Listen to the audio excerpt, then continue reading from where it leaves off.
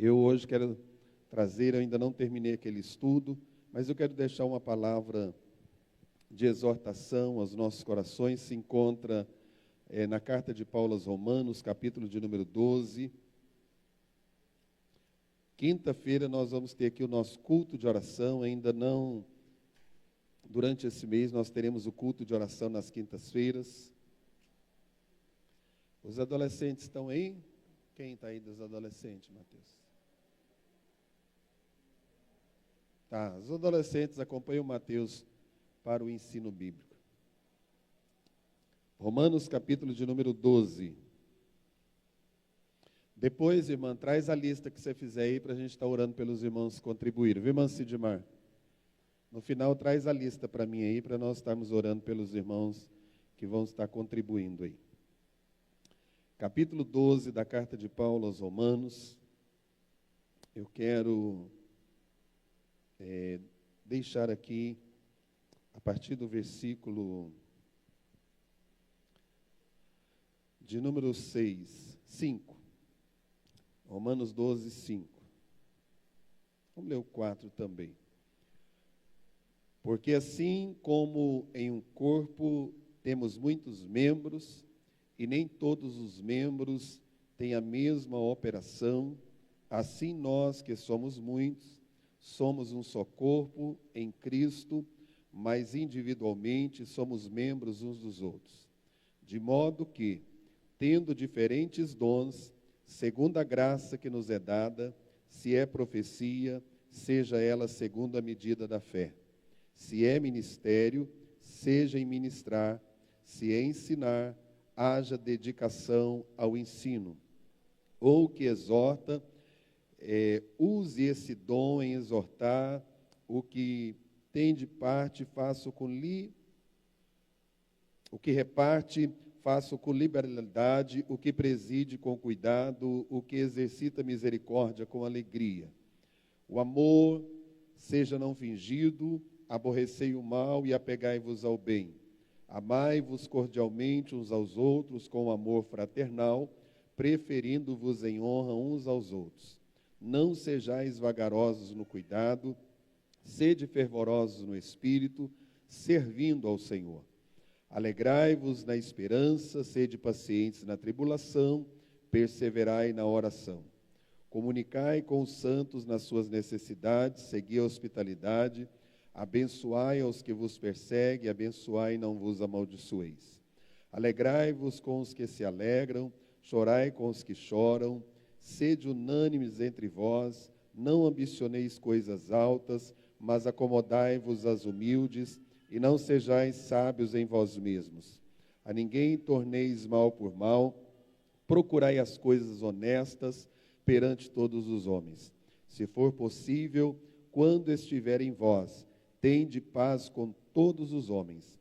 Não vos vingueis a vós mesmos, amados, mas dai lugar à ira, porque está escrito, minha vingança eu recompensarei, diz o Senhor.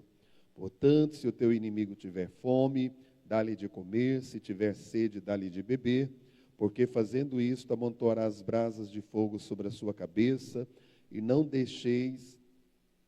te deixes vencer do mal, mas vence o mal com o bem. Obrigado, Senhor, pela tua santa e gloriosa palavra. Somos gratos ao Senhor nesse momento, por esta oportunidade de estarmos aqui na tua casa e que o Senhor fale conosco através desta palavra em nome de Jesus. Podeis assentar. Irmãos, nós vemos que Paulo traz uma palavra de exortação. Quero mandar um abraço para o seu irmão José Luiz, lá no Paraná, que está assistindo nosso culto online. Todos os irmãos, todo culto tiver online, nós vamos mandar. Domingo tinha muita gente em vários lugares do país, vários lugares assistindo o nosso culto aqui online. Glória a Deus por isso que é uma responsabilidade, irmão, de estarmos executando aqui no altar do Senhor, e porque nós estamos aí também transmitindo, levando a palavra a outras pessoas.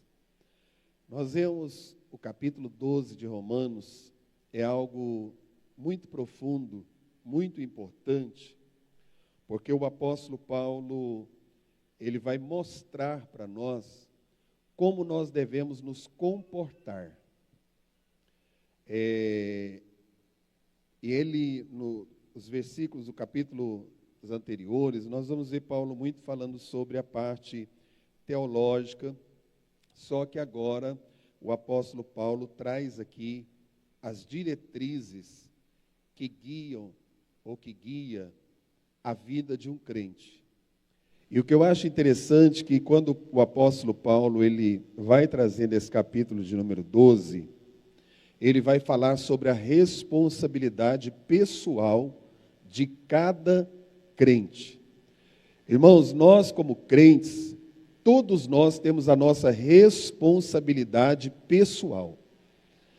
Não é só porque somos membros da igreja, mas porque nós somos membros do corpo de Cristo. E quando a gente ouve e vemos aqui a palavra do Senhor, nós vemos que cada membro tem a sua função. A sua função. E todos os membros do corpo são importantes. Às vezes, está aqui a doutora Maria, ela pode falar isso. Às vezes alguém pode dizer assim, não, mas eu tirei isso não tem importância. Irmão, Deus não fez nada no nosso corpo sem importância. Tudo que Ele colocou, até os cabelinhos aqui, ó, né, dos nossos cílios, tem importância. Arranca os seus tudo para você ver como que você vai dormir. E também não é só para isso. Ele também defende um cisco, de uma poeira. Tudo tem importância na nossa vida. E é tão interessante, porque nós temos a nossa responsabilidade pessoal como crentes. E o capítulo 12 vai iniciar Paulo dizendo primeiro como deve ser a minha vida de comunhão com o Senhor. E ele chama a nossa atenção, nós não lemos aí os primeiros versículos, mas muito conhecido, ele mostra como nós devemos nos apresentarmos pessoalmente diante de Deus.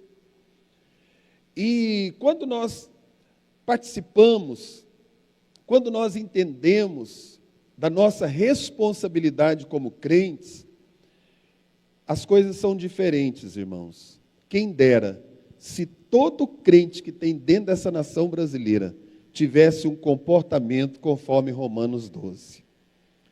Os líderes, nós, os pastores, a igreja, eu nem vou falar das outras igrejas, mas eu vou dizer a Assembleia de Deus.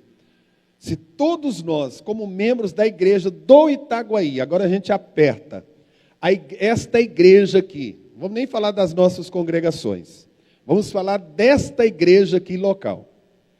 Se todos nós tivéssemos o compromisso, a nossa responsabilidade pessoal como crentes, como não seria a cidade de Caldas Novas?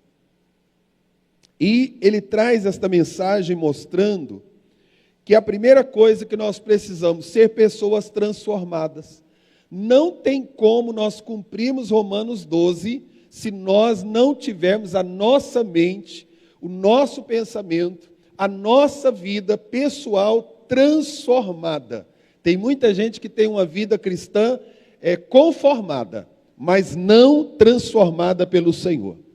E uma vida transformada, ela vai requerer, porque ele disse que a primeira coisa que a gente vai apresentar, o nosso corpo, a nossa mente, o nosso entendimento, como sendo um sacrifício vivo e agradável diante de Deus.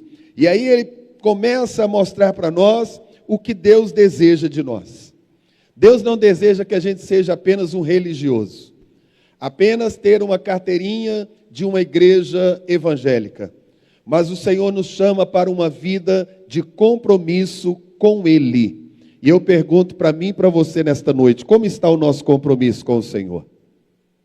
Como está o nosso compromisso com Deus? Relaxado, de qualquer maneira, ou o nosso compromisso com o Senhor a gente está levando com seriedade? É muito sério, meus irmãos. É muito sério isso aqui.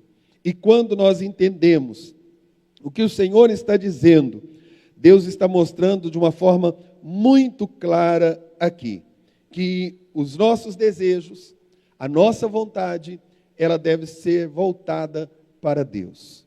Porque quando nós entregamos a nossa vida para o Senhor, quando nós aceitamos a Jesus, eu sempre tenho dito isso aqui, qual foi o nosso compromisso que nós fizemos? Foi com os homens? Foi com homens, irmãos? Foi diante dos homens, perante os homens, mas o nosso compromisso nós fizemos com Jesus. Dizendo, Senhor, eu estou cansado desse mundo, cansado de ser escravo desse mundo, cansado das concupiscências da carne, cansado de ser dominado pelo reino das trevas.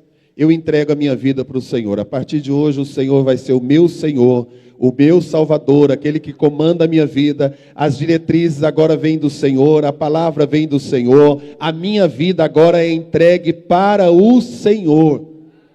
E é uma entrega voluntária. Ninguém pode obrigar o outro a ser crente.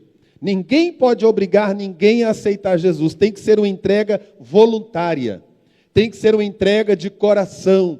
E não é uma entrega simplesmente por uma mera emoção de um culto que veio um grande pregador, que veio um cantor e aquilo mexeu no meu coração e por isso eu vou ser crente. Não. Eu preciso de entender que eu sou um pecador e que eu preciso de salvação e que eu preciso de Jesus. E que o único que pode me salvar é o Senhor Jesus. E que o único que pode limpar os meus pecados é o sangue de Jesus, quando eu arrependo, me converto verdadeiramente para uma vida com Cristo. E quando nós passamos a entender isso, o Senhor então está dizendo de algo tão importante para as nossas vidas. Eu me coloco à disposição do Senhor. Eu preciso me dispor para o Senhor. Eu preciso de me colocar à disposição do Senhor. E eu pergunto para mim e para você também, nós estamos ao dispor de Deus? Nós verdadeiramente estamos à disposição do Senhor? É algo sério. É algo de compromisso. Porque não tem como, irmãos. Deus não quebra princípios. Se eu não entrar por esse princípio aqui, eu nunca vou ser um crente de verdade. Ou eu vou, ser meia boca, como diz por aí, vou praticar alguns atos religiosos, mas eu não terei uma vida compromissada com Cristo. Então eu preciso me dispor para o reino, para uma vida pessoal com Deus. E quando eu me disponho a uma entrega de uma vida pessoal para o Senhor, irmãos, temos aqui a palavra do Senhor, vai mostrar o modo que nós devemos viver. O crente não vive do jeito que ele quer, da maneira que ele acha, porque quem vive de achismo não vive a palavra de Deus. Quem vive do jeito que quer não está de acordo, não está debaixo da submissão do Senhor. E eu preciso de entender isso. Eu preciso de me comprometer com o reino e saber que eu tenho que viver à disposição do Senhor. E eu preciso de me colocar, porque o primeiro ato que eu vou ter para servir ao Senhor, a minha primeira responsabilidade pessoal, gratidão. Eu preciso entender que eu sou grato ao meu Jesus, porque Ele morreu na cruz onde eu não poderia morrer. Ele perdoou os meus pecados pelos quais ninguém queria perdoar. A gente vê na própria família, irmãos, às vezes alguém não quer perdoar, morre sem perdoar o erro de alguém. Mas Jesus, Ele deu a sua própria vida, derramou o seu sangue na cruz do Calvário, nos aceitou tão pecador, tão cheio de defeitos e falhas, simplesmente porque Ele nos amou primeiro, Ele faz uma entrega primeiro. Então quando eu reconheço isso, eu tenho a minha responsabilidade pessoal, gratidão ao meu Jesus, gratidão ao meu Deus. Eu vou fazer uma entrega e consciente, porque eu tenho gratidão a Deus, glória a Deus por isso. E quando nós somos gratos, irmãos, nada é pesado para a gente. Esta é a verdade. Quando nós somos gratos a uma pessoa e queremos fazer um ato de gratidão àquela pessoa, não é pesado. Se você é grata a uma pessoa e convida aquela pessoa para almoçar na sua casa, você não vai fazer aquele almoço como um peso, mas como gratidão. Você vai querer escolher os melhores talheres, os melhores forros, as melhores coisas para colocar naquela mesa, não para impressionar a pessoa que vai chegar na sua casa, mas simplesmente como gratidão ao Senhor. E você ainda vai estar sempre pensando, por mais que eu não fiz tudo o que deveria fazer, porque eu não consigo pagar a gratidão, o que foi feito por mim. Então, meus irmãos, a nossa responsabilidade pessoal é sermos gratos a esse Jesus. Sermos gratos a esse Deus. E porque somos gratos a Ele, nós nos achegamos a Ele não como religiosos, não como alguém que tem obrigações, mas como alguém que tem gratidão no coração. E tudo que é feito por amor, tudo que é feito com gratidão é diferente. Faz toda a diferença. O culto que se presta ao Senhor é um culto racional. Não é um culto que é aquele culto bagunçado. Não sabe nem o que está fazendo. Não. Quando ele vai prestar um culto, seja na sua casa pessoal, seja congregacional, ele sabe o que ele está prestando ao Senhor. A maneira que ele está se rendendo ao Senhor. E o culto, irmão, às vezes a gente fala assim, o culto foi muito frio. Você já parou para pensar e dizer, e eu? Como que eu fui nesse culto? Eu prestei o meu culto? Porque, irmãos, eu vou dizer algo importante que a gente precisa de entender isso. As pessoas são muito levadas ao culto e dizer que o culto foi uma bênção, porque alguém pregou, não são, porque alguém cantou, não são. Tudo isso é importante no culto congregacional? Como é? Só que muitas vezes a gente sai e entra da igreja vazio, porque o problema não está na igreja, irmão. O problema está em nós. Porque muitas vezes nós não nos convertemos ao Senhor ainda. Muitas vezes nós não abrimos o nosso coração para adorar a Deus. O pastor Isaías pregou domingo aqui na igreja, e ele, se alguém lembra, ele falou uma coisa que é muito séria. Ele disse, eu venho para trazer o meu culto, a minha adoração ao Senhor. Nós precisamos de ter esse entendimento, porque a gente começa a convidar as pessoas para vir à igreja para receber. Por isso que as pessoas vão convertendo, vão ficando crentes, me dá, porque a gente já anuncia o evangelho errado. A gente precisa de dizer, olha, você já recebeu a salvação, a vida eterna, e por isso nós vamos lá prestar adoração e gratidão a Ele.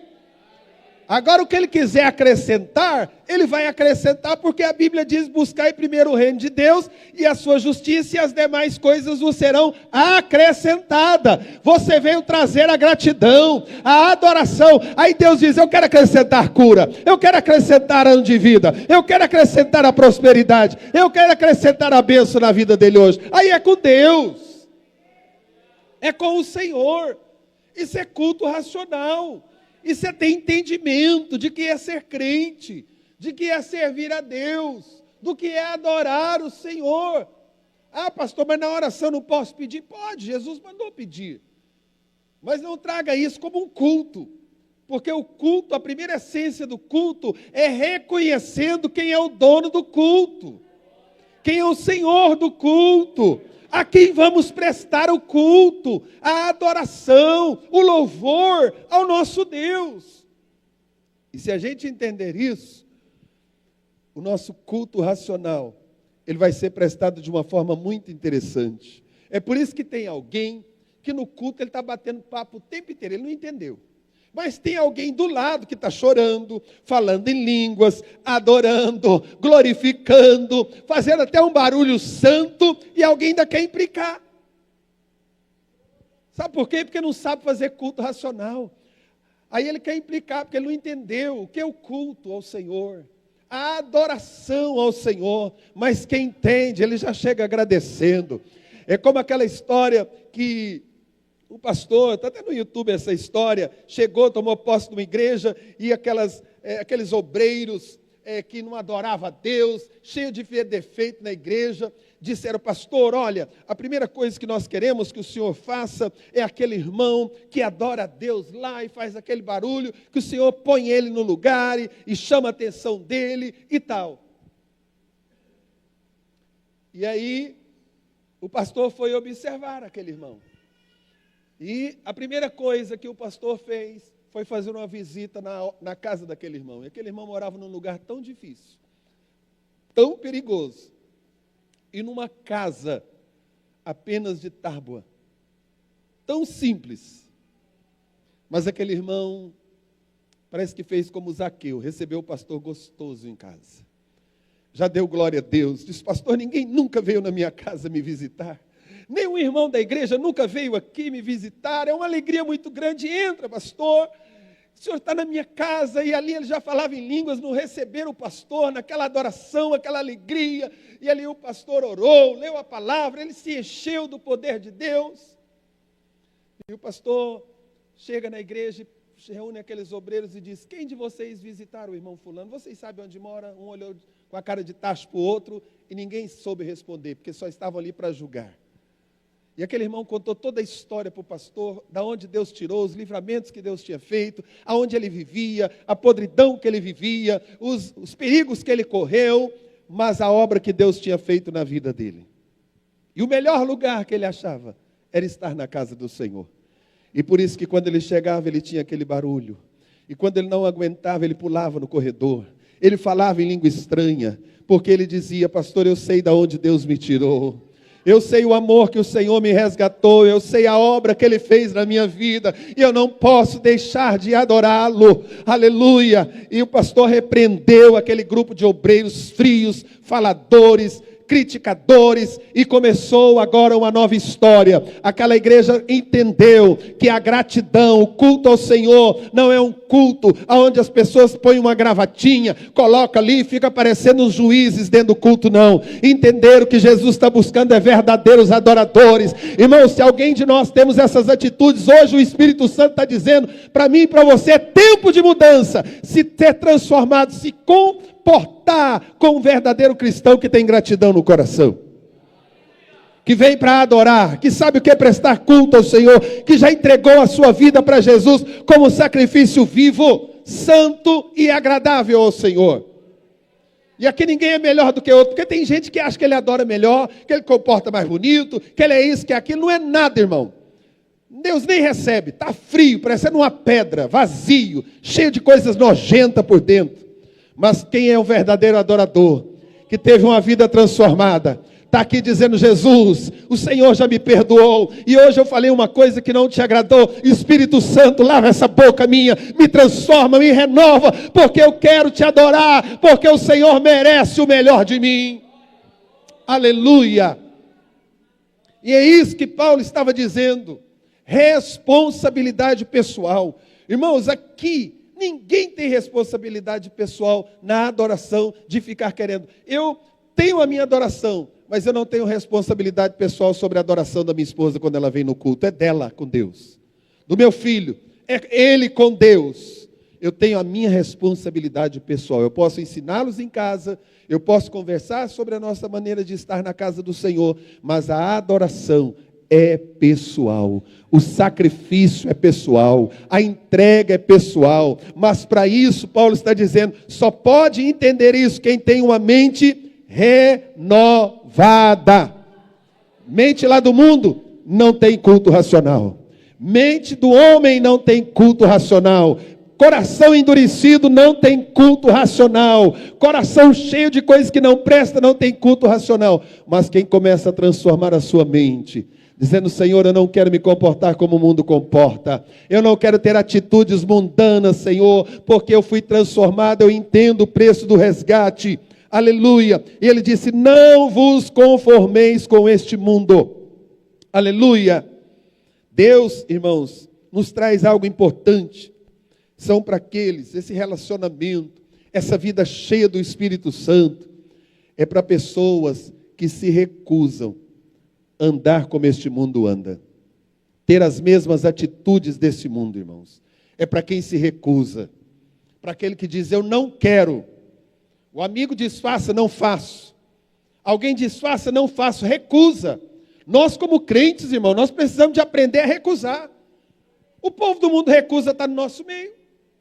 O povo do mundo, você convida para um culto, ele recusa ir no culto da sua casa. Pessoas da sua família, porque não tem bebida lá, não vai. Eles recusam. E por que a gente, como transformado, com o coração grato a Deus, a gente não vai recusar as coisas deste mundo? Em nome de Jesus, não recusar. Não serve para mim. Não vai contaminar a minha mente. Eu me recuso a ter uma mente mundana, um comportamento mundano, a maneira mundana. Não, Jesus já nos tirou do mundo, irmãos. Jesus já nos lavou. Se eu perguntar aqui, parece grotesco, mas a Bíblia fala sobre isso. Perguntar, irmão, quem aqui quer ser igual uma porca? Sangue de Jesus, pastor, o senhor está nos agredindo? Que coisa horrível. Cadê a ética, pastor? Mas a Bíblia diz que existem certas pessoas que depois de tomar um banho, está limpinho, cheirosinho, com o cheiro do Espírito Santo, perfume de Cristo, volta lá na lama e volta a se lambuzar de novo. Deus não nos chamou para sermos como uma porca. Deus nos chamou para sermos como ovelhas, transformados, regenerados, que são conduzidas a pastos verdejantes pelo seu pastor, que são levadas a águas tranquilas pelo seu pastor. Ora mandecanda labaço de couvas nébia, que quando passam pelo vale da sombra da morte não tem o que temer, porque o Senhor está conosco, a vara e o cajado dele nos consola, e ainda temos a bondade e a misericórdia do Senhor que nos segue todos os dias da nossa vida, porque nós decidimos, nós recusamos, irmãos, vamos recusar tudo aquilo que queira contaminar a nossa mente. Está cheio de coisas aí querendo contaminar a mente do crente, para fazer você contaminar, desistir. Mas o Senhor nos chama para uma responsabilidade pessoal. Ao sair desta casa de oração, você tem uma responsabilidade pessoal. Isso aqui não está de acordo com a palavra, eu me recuso a fazer. Esse tipo de coisa não está de acordo com a palavra, eu me recuso a me submeter a isso. Nós precisamos de entender isso. Ah, pastor, mas eu preciso. De que você precisa?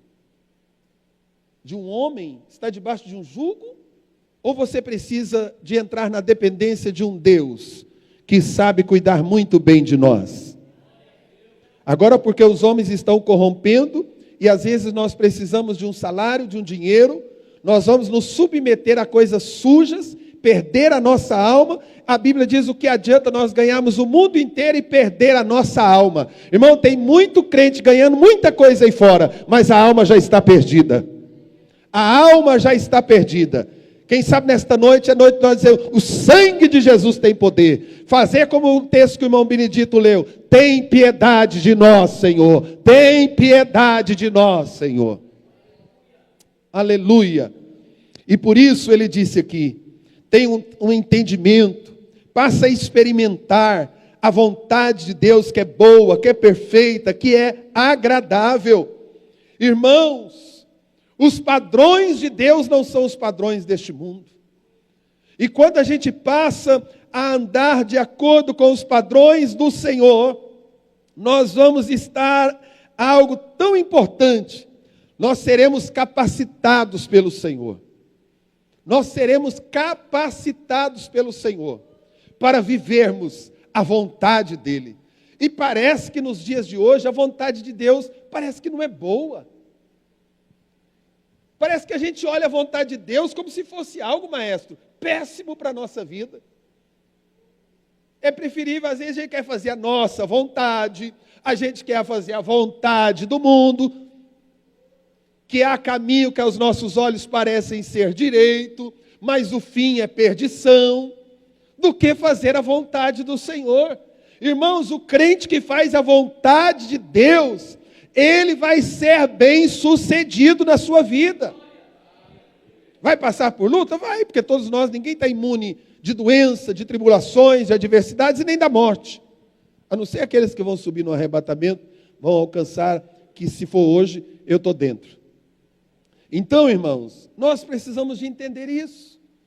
E quando a gente passa a experimentar a vontade de Deus, ela é tão gloriosa na nossa vida, que a gente se enche da presença.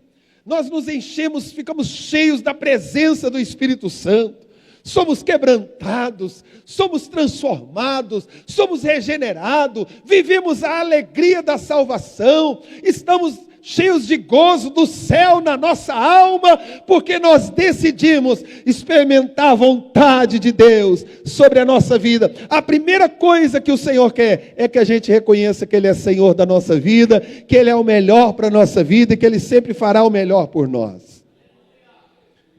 E a gente começa a experimentar, e nós somos direcionados pela vontade de Deus. Agora é claro que a vontade de Deus, muitas vezes, a gente vai falar, mas como pode?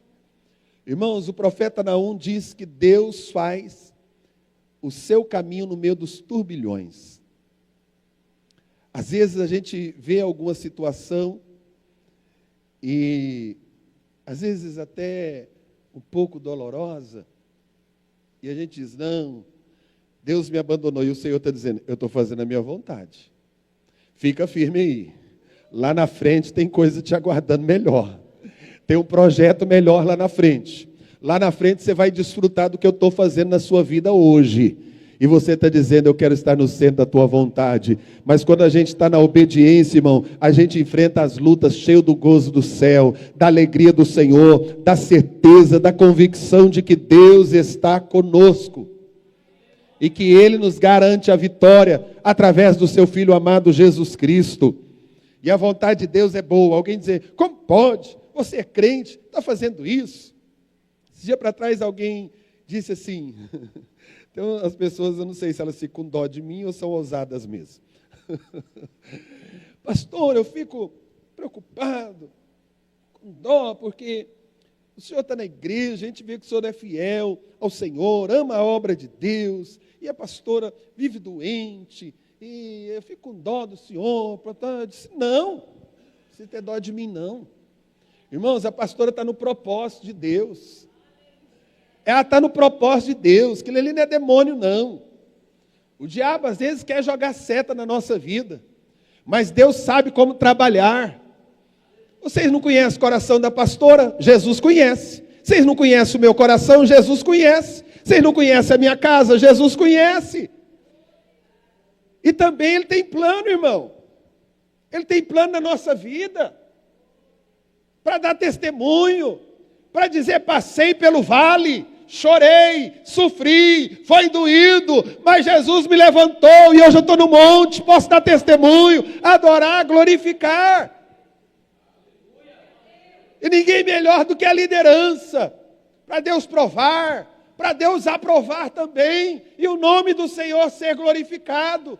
O inimigo muitas vezes quer nos entristecer, quer nos abater, mas eu disse, Senhor, com saúde ou sem saúde na vida da pastora, eu estou na tua casa, te servindo, evangelizando, ensinando o teu povo, levando a tua palavra, porque para isso o Senhor nos chamou. E Deus nos dá vitória. Eu cheguei de Goiânia hoje, eu tive aquele problema do lado esquerdo, e da glândula salivar, fiz aqui, fez a biópsia, coloquei para os irmãos verem aí, glorificamos, adoramos a Deus. Quando foi o mês de novembro, nasce do outro lado.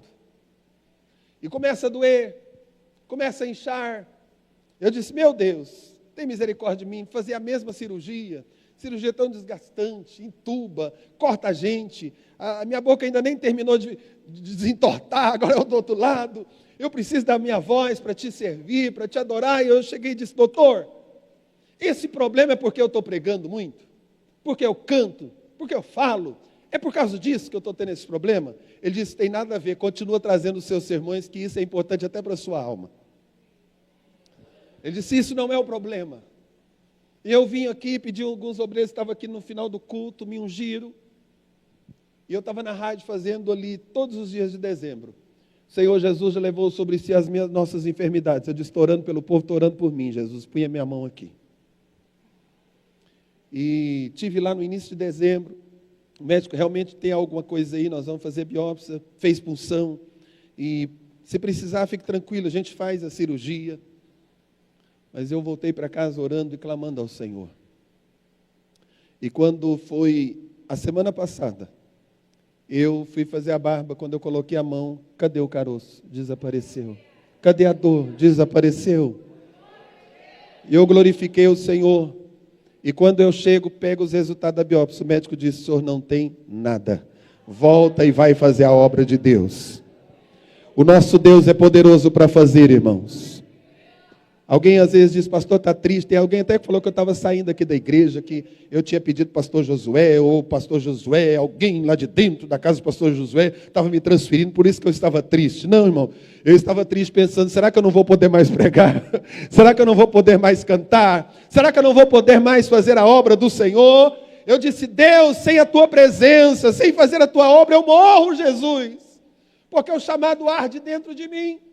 Mas o nosso Deus é poderoso, é o Deus de milagre. Irmãos, às vezes nós estamos fazendo a vontade de Deus, tem um sacrifício, tem uma luta, tem uma tribulação, mas tem um Deus que dá respaldo, tem um Deus que dá vitória, tem um Deus que entra na nossa causa, tem um Senhor que trabalha,